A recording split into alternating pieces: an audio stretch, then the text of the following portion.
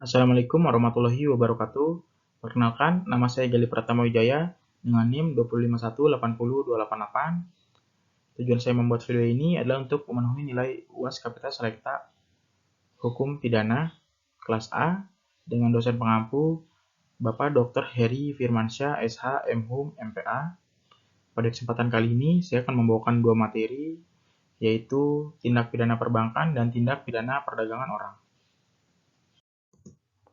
Baik, saya masuk ke materi yang pertama, yaitu tindak pidana perbankan.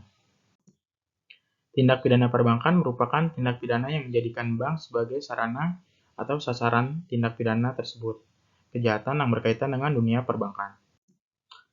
Pesatnya perkembangan dunia perbankan dan semakin inovatifnya produk-produk perbankan, serta penggunaan teknologi informasi yang sangat canggih dapat memberikan peluang terjadinya penyimpangan di bidang perbankan yang bersifat administratif, perdata, maupun pidana.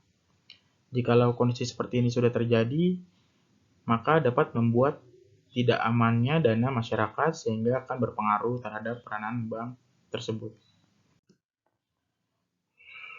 Dalam konteks hukum positif, yang merupakan kajian tentang tindak pidana perbankan adalah Undang-Undang Nomor 7 Tahun 1992, sebagaimana yang telah diubah dengan Undang-Undang Nomor 10 Tahun 1998 tentang perbankan dan Undang-Undang Nomor 23 Tahun 1998 sebagaimana yang telah diubah dengan Undang-Undang Nomor 3 Tahun 2004 tentang Bank Indonesia. Upaya penindakan terhadap suatu tindak pidana di bidang perbankan. Pada waktu itu, Bank Indonesia selaku pihak otoritas perbankan melakukan koordinasi dengan aparat penegak hukum yaitu Kepolisian RI dan Kejaksaan Agung untuk bekerja sama dalam penanganan tindak pidana di bidang perbankan. Maka lahirlah surat keputusan bersama pada tanggal 20 Desember 2004 yang ditandatangani oleh Gubernur Bank Indonesia, Kapolri, dan Jaksa Agung.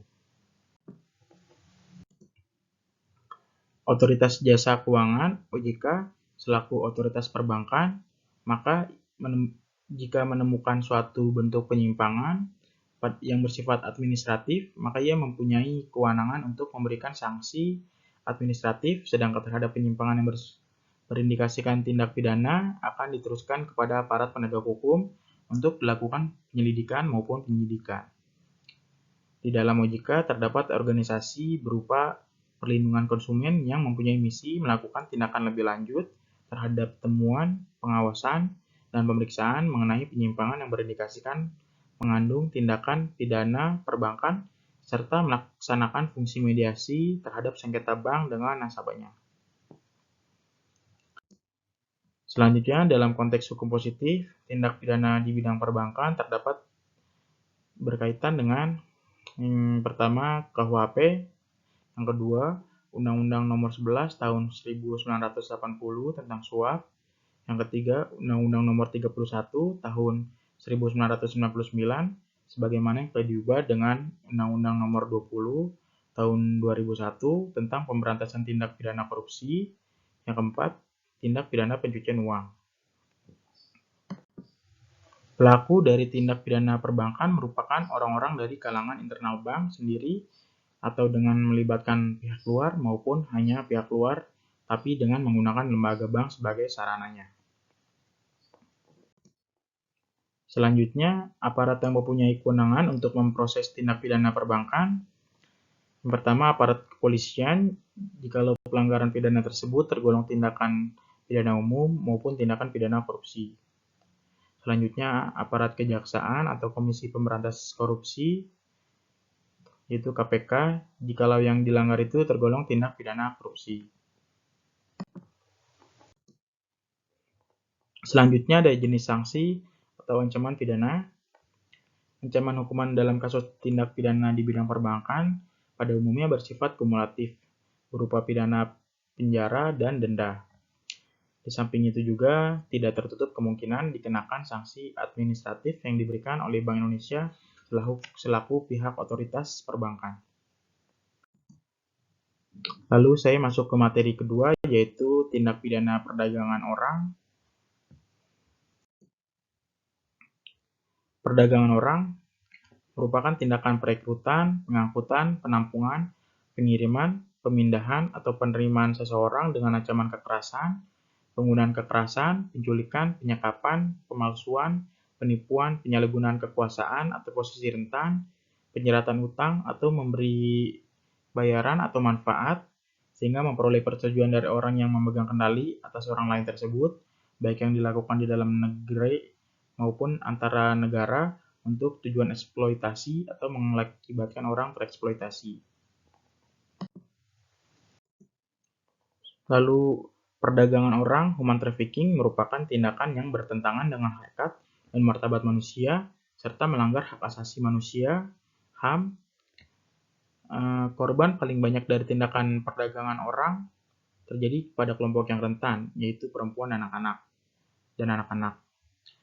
Lalu dampak dan kerugian yang dialami oleh korban tindak pidana perdagangan orang yaitu berupa gangguan kesehatan, cacat fisik, terinfeksi HIV atau AIDS,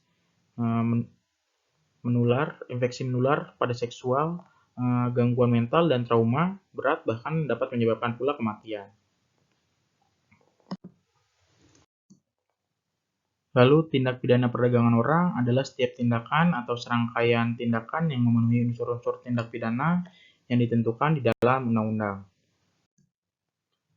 Peraturan-peraturan yang terkait tindak pidana perdagangan orang ada dalam Undang-Undang Nomor 32 Tahun 2004 junto Undang-Undang Nomor 23 Tahun 2014 tentang pemerintah daerah, lalu Undang-Undang Nomor 21 Nomor Tahun 2007 tentang pemberantasan tindak pidana perdagangan orang, lalu Peraturan Pemerintah Nomor 38 Tahun 2007 tentang pembagian urusan pemerintah daerah, provinsi, pemerintah daerah kabupaten, kota, lalu Peraturan Pemerintah Nomor 9 Tahun 2008 tentang tata cara dan mekanisme layanan terpadu bagi saksi dan atau korban tindak pidana perdagangan orang, lalu Peraturan Presiden Nomor 69 Tahun 2008 tentang pembentukan gugus tugas pencegahan dan penanganan tindak pidana perdagangan orang, lalu Peraturan Menteri Koordinasi Kesejahteraan Rakyat Nomor 25 Tahun 2009 tentang Rencana Aksi Nasional Tindak Pidana Perdagangan Orang.